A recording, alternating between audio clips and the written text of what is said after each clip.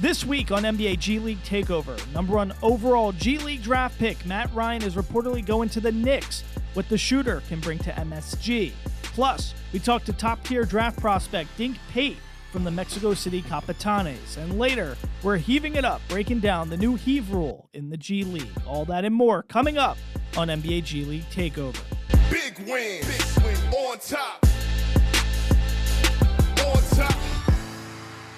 Well, welcome into the den here at Fox 5 Studios. I'm Mike Davis. Welcome to NBA G League Takeover. I'm hanging out right now with our my G, the G League insider that everybody needs to know, Gianna Hearn. G, great to be with you. A lot to talk about. Listen, we're not in gameplay yet, so we're going to have a lot to talk about. We're itching for the return of gameplay, but there's still a lot going around the G, so we're going to be talking about a lot of different things here on today's show, from an exclusive interview you have with Dink Pate. We'll get into that. We're going to be talking about the heave rule a little later on in the show. That's going to be interesting stuff, and a lot of guys in the NBA are already excited about that. But let's start with Matt Ryan, the number 1 pick from the G League draft, was playing with the Westchester Knicks, kind of selected there. But now it looks like reportedly the NBA is calling, and the Knicks want him on their roster. Tell us about this sharpshooter, a wing guy. What does it look like? What is he going to bring to the Knicks organization? You know, we talked about this last week, that the Knicks, they really wanted him on their big team, but they had to shuffle around some things to figure out how that roster was going to look.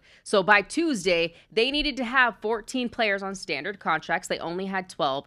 And to do that, they wanted Landry Shamet, but he had a dislocation in the shoulder during preseason. And so they took Matt Ryan and they took Landry Shamet and said, you know what, we're going to take them in our G League draft. We're going to put them within our organization, and then we'll try to figure it out in the next couple of weeks. Yeah. That's what they're doing now. They figured out they want to keep him because he's a sharpshooter, and the Knicks, they don't have the deepest bench. Yeah. I mean, they traded away a lot of pieces to get bigger pieces, but that means that they don't have a lot of backups here. So bringing in someone that can shoot 45% from the three like he did last season, Matt Ryan is definitely a sharpshooter that they would want to see back in New York. He's been there before. This is a good fit, I think. Okay, yeah, and in today's NBA, you can't have enough shooting, so that's going to be an interesting development there. Reportedly, that's happening in New York, so we're going to keep a keen, close eye on that. Another guy we got to talk about, Boo Buie, right? That's another guy that looks like he's going to be on the Knicks roster. Can you give us a little bit of insight? Because in this show, it's a little different than when we're up in the studio. We're going to have a little bit more of a laid-back approach. And we have a lot of time to dive into things. So I think it would be great for our audience. Let's just really break down, teach us, because you know so much about the G League. Just break down the distinctions, really, between a two-way deal and a standard contract. Yeah, people might get confused in the G League because we see guys go up and down from the NBA to the G League often. So there are assignment players, and those assignment players in the G League are those that are already on NBA standard contracts. So they are a full-time NBA player, but may need rehab, may be needing some reason where they're going down to the G League to play. Then we have two-way players, and they can go up and down at any given moment. They can only play 50 games in the NBA, so on the active roster. And they can play in the playoffs as well. Excuse me, they cannot play in the playoffs. But for two-way players, you're going to see them a lot in the G League because those are people that they want to develop and have time. So maybe they were just drafted or they were undrafted and they said, hey, you know what? We see the potential, but we need you to have lots of minutes in our G League team. And then when you come sit on the bench, the NBA squad, like, be ready in case something happens. But we need you to learn from the big team. Yeah, and, you know, as you're talking to all these guys who are constantly in that back and forth, what's the sentiment you usually hear from them? How hard is it on a player to be pulled in both directions and not knowing where they're going to be kind of, you know, playing? I mean, it can be very difficult. I talked to several players at the Winter Showcase last year who were playing with their big team. They flew into Orlando the same night to play in a game the next morning. Like, they could be playing back-to-back games. Most of the time, people are like, oh, you're playing back-to-back in the NBA. But it's like you'll play a G League game where you're playing 40 minutes, and then you're going to an NBA game where maybe you're sitting, maybe you're getting like 10 minutes. It just depends. But it can be pretty gruesome. But for teams like LA, it's nice because they have their practice facility in the same exact place as the big team. So the G League team and the NBA team are practicing in the same facility, and there's no travel. But other teams, Sioux Falls, or the Sky Force, for like Miami, you're going from Miami and you're traveling so much. So it just depends. It can be hard if you have a lot of travel involved. The wear and tear of travel is never easy for professional athletes. We got 2 minutes here before we're going to go to the break. Real quickly, G, I know we touched on Matt Ryan. A couple other guys who were called up. Who do you want to mention that you think is super interesting for our audience? I think we can't not talk about call-ups, since there's been 3 so far this season without any gameplay, without saying Colin Castleton, because he was the first G League call-up this season, and he has a 2-way now with the Grizzlies. So you can have a call-up be a 2-way. You can get a standard deal. Malevi Leons, he has a standard deal with the Oklahoma City Thunder. He went from the Blues organization, so they really groomed him and said, you know what, we'll give you a standard deal. And then our last one that we have, Jalen Noel, he went from a standard, he got a standard deal with the Cap City Go-Go to the New Orleans Pelicans, so a different NBA parent squad. Okay, so we already got like 3 or 4 call-ups right now without gameplay having even started. Very exciting stuff there. We're going to keep an eye all season long on these call-ups between standard deals, 2-way contracts, and make sure we're giving you guys all the insight you need to know on that stuff. Coming up, though, after a short break, we're going to be diving into the NBA draft-eligible prospects that are actually playing in the G League right now. We're familiar with a lot of them from last season's NBA G League Ignite, so we got a lot to break down. We're talking NBA draft-eligible prospects in the G next.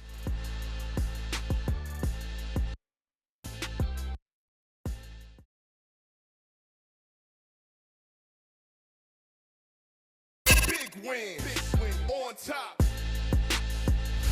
Welcome back to NBA G League Takeover. Mike Davis here with Gianna Hearn, our personal G that we love here as we're covering the G League. G, a lot of great stuff when it comes to NBA G League eligible guys who are eligible for the NBA draft. Of course, we're taking a closer lens look at Thierry Darlin, London Johnson, and Dink Pate, 3 guys we're very familiar with as we were covering the Ignite last season. Let's break each of these guys down because we'll start with Thierry. Thierry Darlin, fascinating guy, funny dude, 3rd overall pick in the NBA G League draft with Rip City. What does he need to showcase this season to really make that leap so he can become one of the top draft picks in this upcoming draft? He's really got to make himself known. Last year, Thierry, I felt like, took a back seat when he was with Team Ignite. In many ways, he is this boisterous, loud, energetic player. You've interviewed him. And he was a lot more quiet last year, a lot more reserved. Now, last year, there was a lot of hurdles to overcome for Team Ignite. But Thierry this season is going to have to listen to his veteran Pujetter, who's out there from Team Ignite on the coaching staff and on the front office staff with the Trailblazers. He's going to have to listen and take notes because he's someone that is really driven and he can get a little wild. But if he can, corral all that energy into production on the court, he's a really special player. He just didn't have the opportunity, I think, to show it last year. So now in the G League this year, they should be giving, hopefully he'll be getting a lot of minutes. He's got to fight guys for time this year again. But I think with the extra amount of time that he has, the amount of games that he can play, it's a whole different scenario. I think he'll be able to find a more fluid game for himself. It's interesting because he's a sneaky long kind of guy. He's got that coast-to-coast kind of vibe to him where he can, grab the board because he's kind of pretty tall, but then he can also have the handles and all that stuff. Who do you comp him to be like in the NBA? Like, who would you think he can really play like at the next level? I haven't spent too much time thinking about it. Obviously, we know he's going to have to put on more weight, so I'm trying to think of guards that may be slinky and have more weight than he does. Yeah. I might have to take some time to think about that. Okay. All right. Yeah, it's going to be interesting to see how Thierry kind of develops at the next level. Another guy we're familiar with, London Johnson. He's now with the Maine Celtics. This was a guy who had a lot of promise. He's more of a true 1-2 guard kind of guy. What does he need to demonstrate with the Maine Celtics and being in that organization? Do you think he has a lot of opportunity to really showcase some things so he can get to the association? You asked me who I thought an NBA comparison would be to Thierry. I can tell you one for London Johnson. And obviously it's going to be far-reaching, but John Morant is someone I think that London Johnson should watch because he is actually really, really athletic and he's very smart. And he does have the eye to do wild passes and crazy things. He needed to progress in his maturity his first year. He came back his second year with Ignite, and he was able to do that. But I think he's needed to have a lot of guys around him. He's needed to put on weight, and this is a third year as a professional for London Johnson as well at his age. I think he'll come out this time a lot more ready, and I think he's going to need to show off that athleticism, but be more efficient and make some smarter decisions. Okay, so he's really a one who can really shoot the ball, score. He's got a dynamic ability of playing. I remember watching him with David Stockton.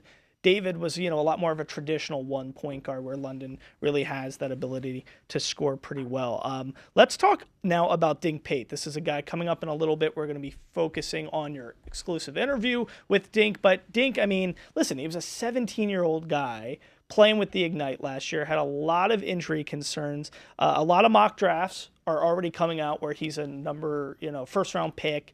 Some people have him in the lottery. Some people have him a little later. His pro comp they have is Sean Livingston. He's 6'8", 210.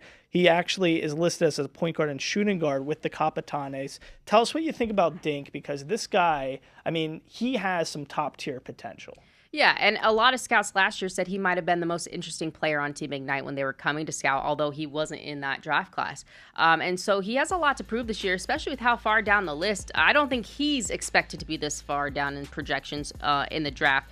But Dink, to me, is going to be exciting because of his mentality. You'll hear it in the interview, but he is way more confident than he was last year. 17 years old. It's probably going to be tough to have the confidence you need as a pro. You're going against people like Kenneth Fareed, the Animal, or something like that's a lot to do. And then he was hurt for half the season. He just had a lot of obstacles last year. And this year, he's very focused, and he has a singular mission, and that is to beat everybody that he didn't beat last year. Well, I can't wait to watch this interview. We're going to be coming up with that after a short break here on NBA G League Takeover. A lot of excitement surrounding the G League this season, but Dink Pate is certainly one of those guys who we're going to see at the next level, and it's going to be exciting to see what he does with the Capitanes this season. After the break, Gianna Hearn's exclusive interview with Dink Pate. That's next.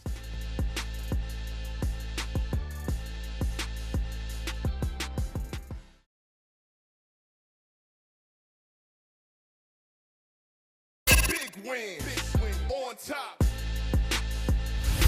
All right, welcome back to NBA G League Takeover. Our Gianna Hearn had an exclusive interview with Dink Pate from the Capitanes. Let's take a look. Guess who we got with us today? Dink Pate, formerly with Team Ignite, now with the Mexico City Capitanes. Dink, welcome to the show. What's up? I'm good. How y'all doing? Thank y'all for having me on. Do you know any Spanish yet? How long have you been in Mexico City? I've been in here for a month and a half, and I know words. I'm trying to piece them all together in a sentence. I know a lot of words as of right now, though. So, hola.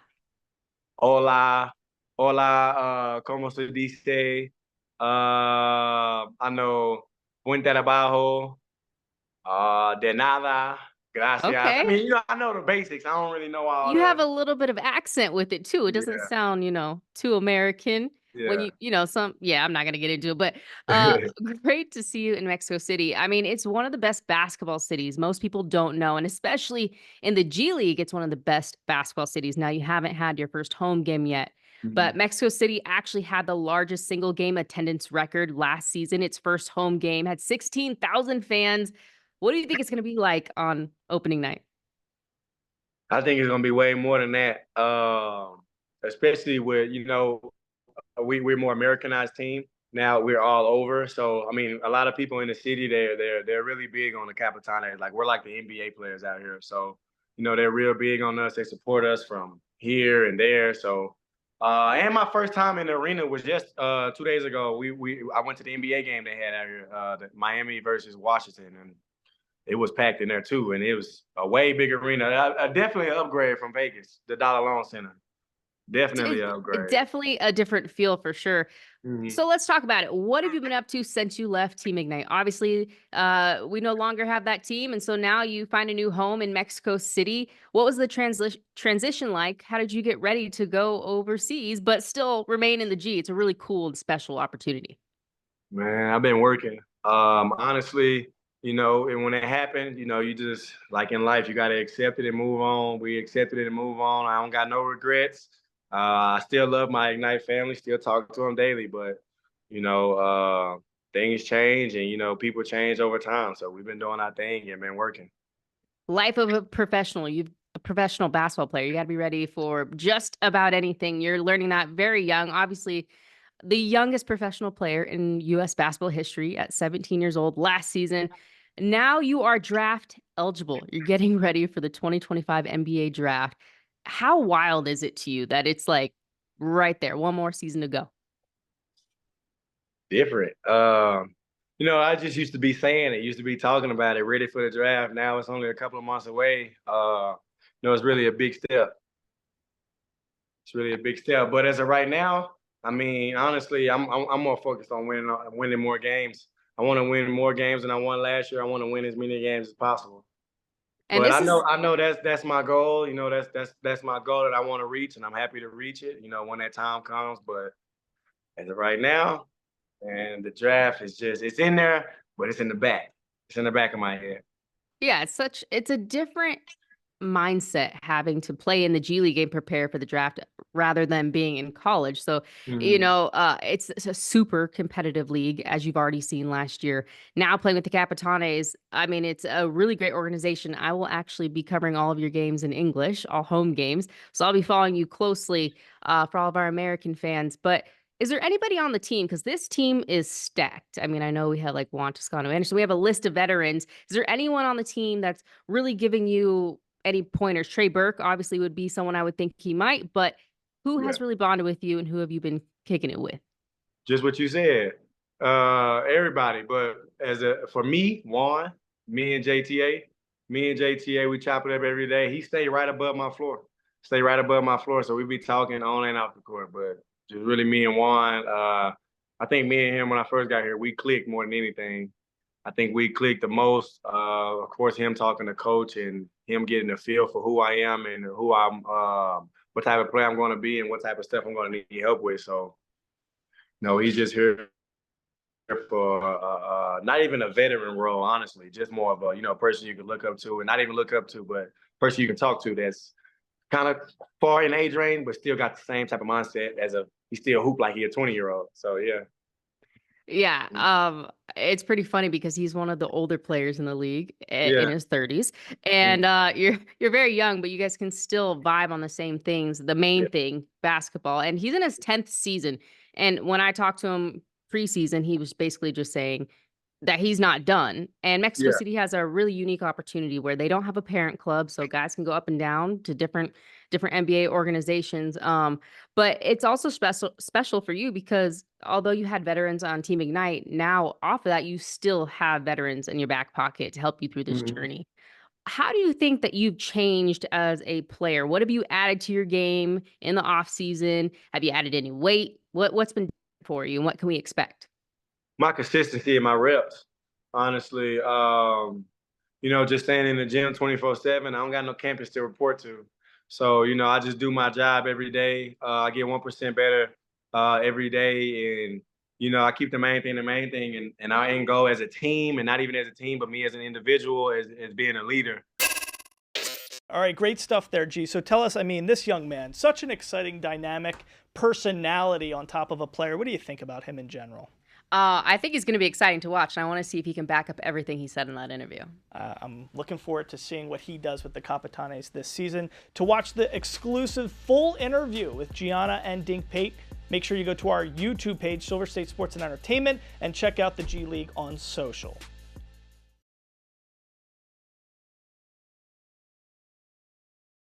Big win on top. How do you pronounce Coach's last name? Oh, not to pronounce his last name. Wojciechowski. It's Wojciechowski.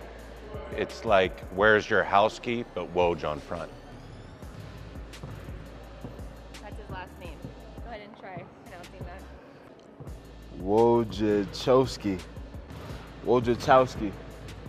Wojciechowski. Chowski.